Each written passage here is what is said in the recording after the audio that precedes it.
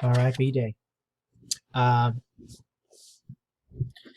okay, so this is going to be a quick discussion after you guys have seen the social media. A couple of, hopefully, there's some memorable aspects to it. I wanted to go over a few of what I thought were the more important ones um, in regard to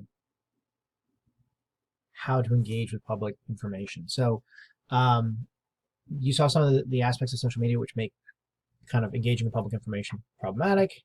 Um, a couple of the quotes that I wanted to address before I went into that. So one of the important ones is that the system biases towards false information. False information is more attractive. It leads to more people sort of clicking on it and passing it on and so forth than true information. And therefore, it engages with the monetary incentives of the social media companies. So unfortunately, there is no incentive to tell the truth in social media news. There's a lot more incentive to give false information that's sort of sensational, as we'll see. So this is one of the things I remember that I thought was problematic. The other thing, one of the things I'm fond of saying, but it's true of social media in general, is that, like your phone, social media doesn't make you smarter, it doesn't make you happier, it doesn't make you healthier for the most part. But it does attract your attention. And this is an interesting study that suggested that higher social media use correlated with self-reported declines in mental and physical health and life satisfaction. If I had to guess, I would assume or guess that a lot of that was connected to body image issues and the like. One of the things about being a teen, as you guys know very well, you are sort of trying to find your tribe, and you're trying to kind of figure out what tribe you belong to, and you're self-conscious, and there's a lot of aspects of your self-image that are developing through your teen years. And social media, in focusing on some aspects of human character that are not particularly savory, can exacerbate these problems going forward. So it's something to keep in mind for your own mental health as well. Be willing to take mental health fasts from social media. I think that those are valuable to do if you can find yourself to do them, and at least not do it at night if at all possible.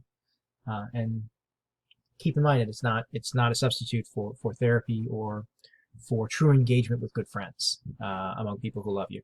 It's Facebook friends are Facebook friends. They're not necessarily friends. They may not even be really in your monkey sphere tribe, as we talked about. So just keep that in mind. Political disinformation campaigns on social media are a particular problem, and we'll talk a little bit more about that today and some more on Thursday. But that's a real problem, because if we want you to solve problems that matter, but we can't come to an agreement on what those problems are, what the facts are, that creates a real problem in trying to find solutions to solve them.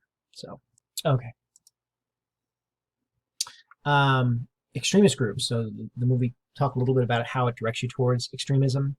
And there's a lot about social media and the way it directs you that really tunes into your tribal instincts and really moves you away from critical thinking. There's a lot of things about that social media that actually do that, as we'll see. But extremist groups that are kind of the end result of how social media's algorithms work and trying to sort of keep you on it and keep you together are just one of the many side effects of it that are causing a lot of problems in terms of our ability to agree on what the problems are before we determine how to solve them. And if we can't agree on what the problems are, there's just no way to solve them. Okay. So one of the things to note about the social information in social media, trial advocacy has a system to find information, more to the point, to find reliable information. Okay, not all evidence comes into trials. The kinds of evidence that come into trials that actually enter into evidence have to be the sort of thing that a judicial body has looked at to make a determination on making certain that it's reliable, it's objective, and that its reliability and its probative value is greater than its prejudice. Okay, and this is always a balancing test that judges use, right? So in order to be admissible, what does evidence have to be? It has to be reliable. It has to be relevant to some issue, okay, some fact at issue, and it has to be more. Even if it is reliable and relevant, a judge might still exclude it if they aren't able to make a determination that is what is called more probative than prejudicial. Okay, Now, if we have time, we'll talk a little bit more about jury instructions and how the how information is given to a jury to make a determination for them to be able to find the facts. But one of the aspects of trial advocacy is the understanding that juries can be swayed by things that are prejudicial. And so one of the things that judges are careful about is this idea that that evidence might negatively impact a jury's decision-making ability if it's too prejudicial. And we'll see some examples if we have a chance to cover that before the end of the semester. But it's important to understand the distinction here. Since we want to, when it matters, when you want an outcome that's not in error, right? You don't want type 1 error in particular, but you don't want type 2 error either. Then there are things that you do to try and make certain the information that you are receiving to make your decisions is accurate, reliable, and can be relied on for the purposes of making conclusions.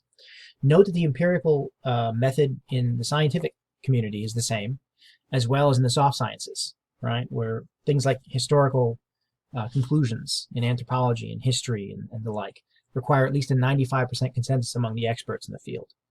And so there are a variety of ways in which systems that really rely on the ability to make correct decisions based on the data have systems in place to make sure that they are able to look at the correct information. And so one of the things to think about is, since we have these systems in place in the scientific community, in the soft sciences, and in things like law and medicine as well, any situation where you are coming across problems that need to be solved correctly, okay? You can't guess to make a vaccine. You can't stab in the dark to give someone a surgical procedure, right? You can't roll the dice when you are trying to try someone as to whether or not they're guilty or innocent. And really, in terms of public information and how we see our system, you need to have correct information. So one of the ways to look at this is to think about the tools we already have to try and make correct determinations of fact. Okay, so how do we filter information received through social media? Okay, given this concept. Well, the same way we do if we're going to do it for trial or for a scientific method or for soft science or for anything that requires your ability to solve a problem based on real data. Okay, so, and really it comes down to a lot of hard work and constant vigilance, because we have a lot of instincts that social media exploits to try and get us to accept information that isn't necessarily reliable, as we'll see.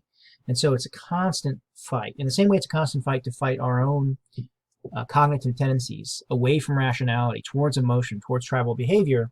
Likewise, being aware of information we receive through social media is a constant fight for us to assess it and be aggressive in determining whether or not this is good information. Okay? So one of the distinctions I want to make here is this notion of conversation versus content. Okay? So conversation, what is conversation versus content? Okay, and first let's just point out very clearly the internet and social media at writ large are much more conversation than content. There's very little content as a percentage. Okay, so what's conversation? Conversation is basically information that's unattributed. Okay, doesn't have supporting data, really can't be relied upon. All right, it includes opinion and editorial writing, includes misinformation, includes humor and parody, and it's the equivalent. And the reason it's sometimes called in some circles conversation is this notion that if you were standing in line at Starbucks waiting to get some order or something, and someone behind you said, "Hey, the moon is made of green cheese," and then someone in front of you said, "Hey, you know, there's an alien race of lizards that takes over all our leaders and runs the world." Well, in neither of those cases would you be tempted, in most situations, to throw over your life and make a radical life change and completely change your worldview based on the fact that two people you overheard in line came up with two kind of conspiracy theories. And the reason is we instinctively understand it's just conversation, it's just someone talking. And so we don't necessarily rely on it, okay? And much of the internet and most of social media is in essence conversations. One person saying one thing, okay, or multiple things, but with no more reliability than if you overheard someone in Starbucks or in the supermarket checkout line saying something similar. So one of the ways to think about this is to distinguish between conversation and content is, if you're looking at something on social media or the internet and it's something that if you overheard someone in line next to you say it, would you believe it? If the answer is no, it's probably more like conversation. Okay? All right. So what's content? Content is attributed information, right? Based on as much as we are, insofar as we're capable of doing so, on reliable, objective facts, right? And reported with some, I don't believe there is such a thing as a completely unbiased reporting system. For a variety of reasons, editorial decisions all lead to kind of outcomes in certain directions. But at least if that bias is disclosed, you can still obtain content from the person transmitting the information. So that's content. And content's what we want, and it's a minority on the internet, and it's a tiny fraction of social media. The rest of it's conversation. Okay? All right. So in times past, how would newspapers in the past have differentiated between content and conversation? Well, in fact, they'd put it in two different sections of the paper. They actually wouldn't crowd all the news in one place the way that social media does, right? They would actually try and distinguish between them. And to some extent, cable news television also does the same thing, as we'll see. Okay? So in the old newspapers, you'd have what's called an editorial section. And that's the opinion, right? That's where the editorial staff would actually publish their opinion on what they think ought to be done. And these opinions will be transmitted through the editorial page from staff. Sometimes they would be full-time staff, sometimes they'd be just reporters who were writing opinions, but it was always understood that they were opinions, and that the opinions weren't necessarily shared universally among all the staff or even the owners of the paper. And so this would be considered conversation in the newspaper age, is the editorial page. Okay? The front page, the newspaper would print the news, what we would call content. It is not unbiased in the sense that news bias is different from misinformation or fake news, as we'll talk about. So don't conflate those two, because they're separate things. And really, news bias, I would contend, and although you can disagree with me, I think news bias in the context of the nature of man is impossible to completely remove. I think every editor is going to have bias when they decide to publish this versus that. Or write this headline versus that headline, or choose to focus on this part of the story versus that part of the story, even given the same set of facts. So I don't think it's possible to have truly quote-unquote unbiased media, but I do think it's possible for media to be primarily based on objective fact, reasonable fact, with an editorial board and a fact checker, and to at least disclose its bias if it has some. And in that case, this sort of content would be in the front page. Okay. Now, there are some television news programs that don't distinguish between editorial content and news content. And the two that come to mind are MSNBC and Fox News.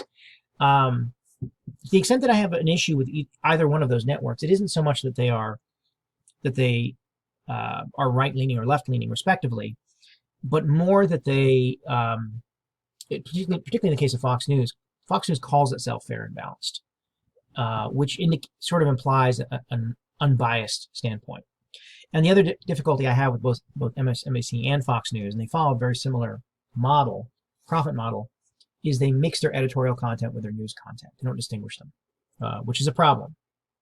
Okay, and social media doesn't even distinguish it at all. Really, there's no effort to distinguish between conversation and content. It's up to you, the consumer, to really make that distinction. So it's important for us to understand that. Okay. So I wanted you guys to understand that, in particular, the first thing we're going to talk about going forward is understanding the difference between content and conversation. And this is a very important difference for the purposes of making determinations of correct information going forward. All right. So I hope you got something out of the documentary. I think it's I rewatch it on occasion because I still have things to learn from it, but I think it's quite telling in regard to how social media and digital media through social media has impacted us as a society and impacted our justice system and the way we interact with one another going forward. All right, I will talk to you. This looks like it's after social dilemma, so I will talk to you guys after lunch. Enjoy your lunch. Take care.